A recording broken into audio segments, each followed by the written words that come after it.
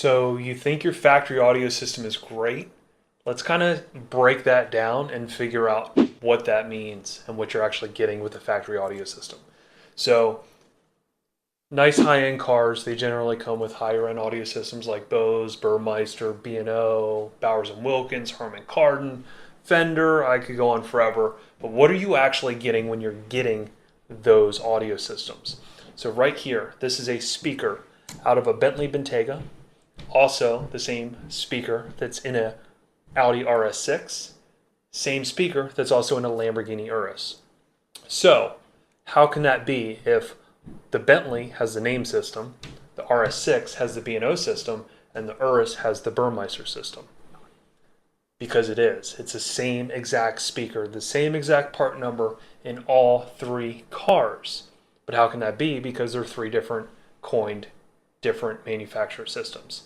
So what you're actually getting when you're getting a factory audio system like that is that manufacturer is tuning the car for their signature sound. You're not getting higher end equipment. In fact, the manufacturer is really going to dictate what goes in that car based on the constraints they have.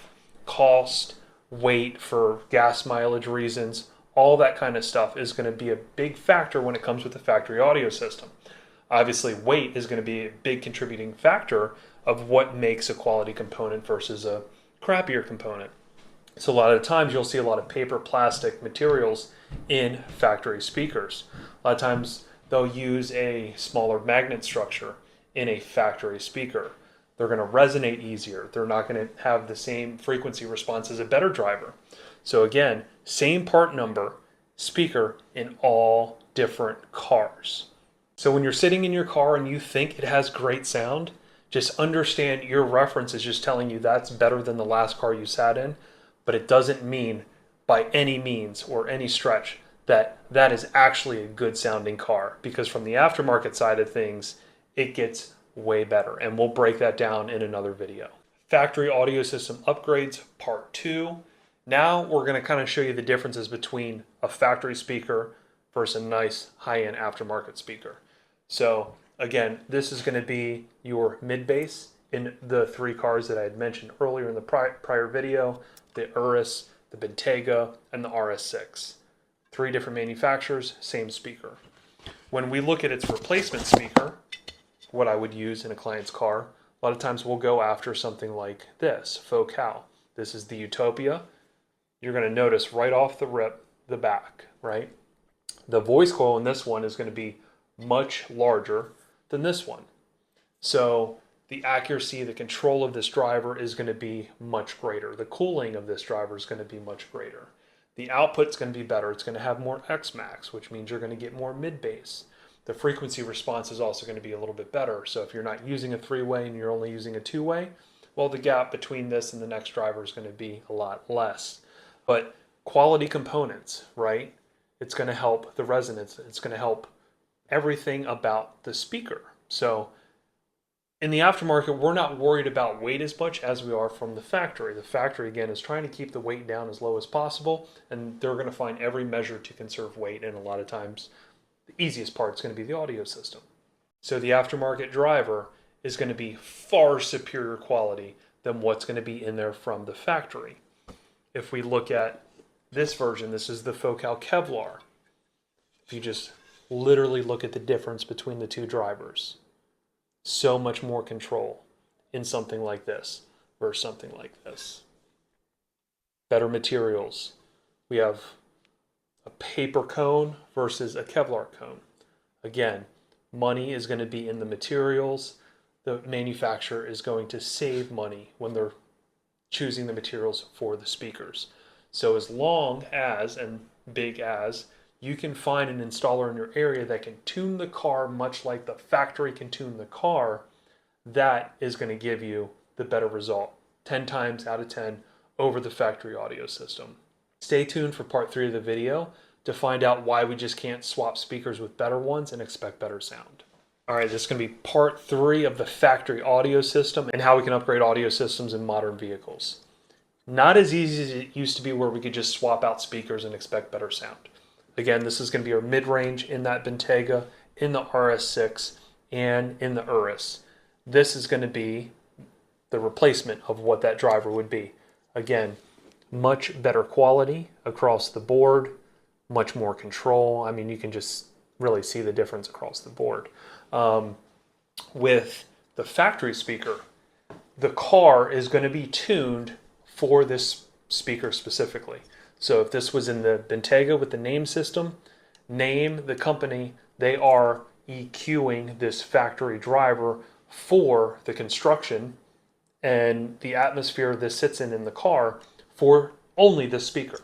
This speaker will react different than this speaker based on the components, how it's made, all of those things. So the EQing and the tune is going to be different in this speaker than this speaker. So when we try and just swap this speaker like that, the car still thinks this speaker's in there if we're just swapping speakers, which is bad because the deficiencies of this speaker is going to be predicated in that tune. It's going to be adjusted in the tune. The changes are going to happen because of the speaker. So if it still thinks this is there, then this is not going to sound anywhere near how it should, right? It's the wrong tune for the wrong speaker. So in a lot of times when you swap out speakers, it's going to sound worse. So we have to adjust other components in the system to make it sound good. We have to add a DSP. What is a DSP? It's a digital signal processor. So that is going to be the thing responsible for holding the tune for this speaker. So when we add our own DSP, we are now being able to control and tune the atmosphere around the speakers that we're installing into the car to replace these. Does that make sense? An analogy I like to use all the time comes back to TVs. If you picture a TV that you have right now, and let's say you go into the TV and you start adjusting the black levels, the contrast, the white levels, all of that. If you start adjusting everything for the exact TV that you have in your living room now based on the light, all that kind of stuff, and then you copy and paste those settings to a brand new TV. Let's say it's you had a plasma and now you've upgraded to an OLED or something along that nature, different technology. You can't copy and paste the same settings that you had on the old TV because it's completely different technology. That's adjusted for that TV. So a lot of times if you were to copy and paste those same settings that looked great on your old TV onto your new one, it's probably going to look bad because the technology is completely different. Kind of the same concept between speakers. I feel like that's the best analogy I can kind of come up with on the riff about that. But again, it's why we can't just take a car, swap speakers. Even if you're trying to do an easy entry-level upgrade, you can't really just swap speakers with different ones and expect much better sound. The car always has to be tuned around the new speakers that are going to be installed in the vehicle. Hopefully this makes sense. Hit me up in the comments if you have any other questions or want to see any more content on audio systems. This is going to be part 4. Let's add a subwoofer to your system and let's do it correctly. What's the incorrect way? Let's get into it. Adding a subwoofer to your vehicle in today is a lot more difficult to do it correctly than it used to back in the day. So essentially, the factory subwoofer enclosure, much like you're going to see here, this came out of my Porsche Cayenne. This was the Bose subwoofer. Again, nothing great. This thing weighs like 2 ounces. And again, the enclosure itself weighs more than the physical subwoofer. So if you want to upgrade something like this to something like this, there's a few ways we can do it. You have like a cheaper line out converter. This is going to take the factory signal from the subwoofer and just give you that in a lower voltage output that your amplifier will accept. Problem is the timing, the EQ, the phase and everything, the tune of this factory sub is going to go to your aftermarket equipment. And again, we have different equipment, so that is not what we want to do, period. When we have the LC2i, this is going to be a step up again, the cheap line out converter. That's going to only be able to handle so much voltage. So in a higher output situation from a factory amplifier, might melt something like this.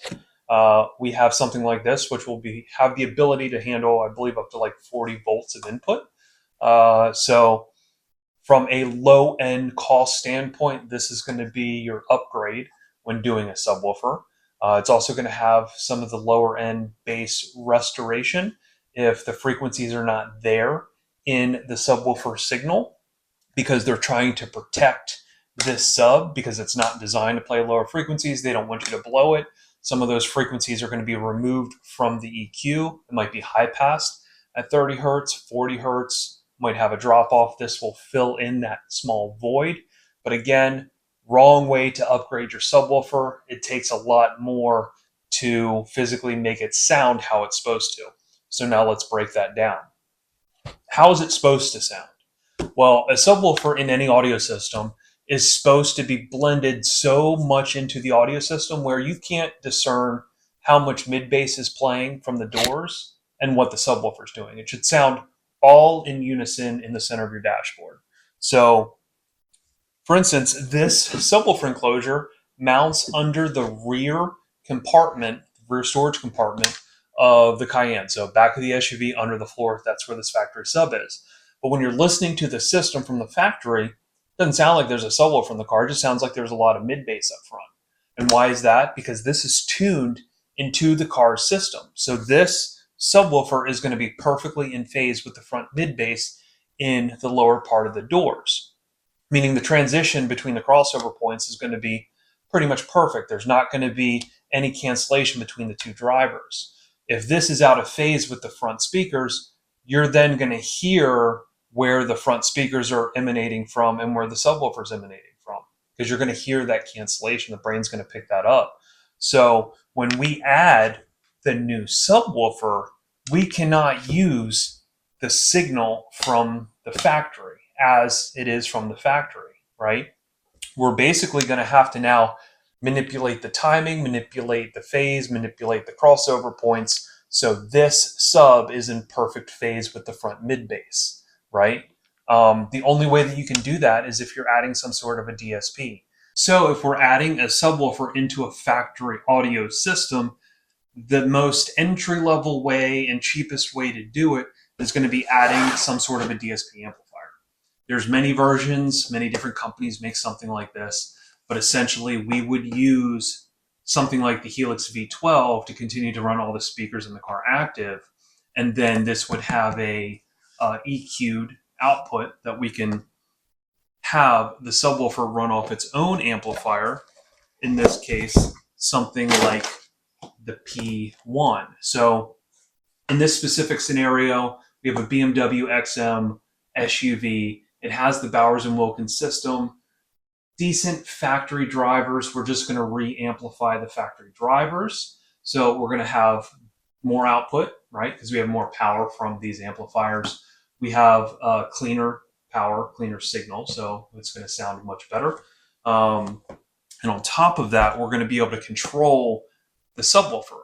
And we're going to be able to put microphones into the driver's seat in order to ensure that the phase of the subwoofer is correct with the rest of the system. That way everything is now designed and tuned much like the factory tuned the factory system. Hopefully this makes sense. But again, a lot of people, when they add a subwoofer to the car, and people don't even think about it, when they hear a subwoofer or think about the last subwoofer you had in a car, generally speaking, you hear the subwoofer emanating from the back. When you add it to a system, you probably use something like an LC2I, to where you're just using the factory signal. And this might be downfiring, might be outfiring. The enclosure is going to be different. Orientation of the new sub is going to be different inside the car. So again, controlling and manipulating the EQ, the phase, the alignment is key in order to making this sound exactly how it should sound.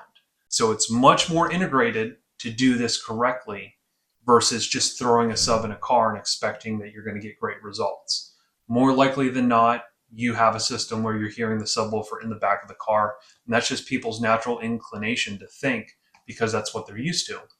But when you hear a subwoofer literally sounding like it's playing, emanating from the hood of your car, where those deep kick drum notes are happening in the center of your dashboard as opposed to all the way in the back of your car, that's going to be a massive difference in sound quality. The realism is going to change tenfold, right? It's going to sound like a real kick drum emanating from where it's supposed to emanate from.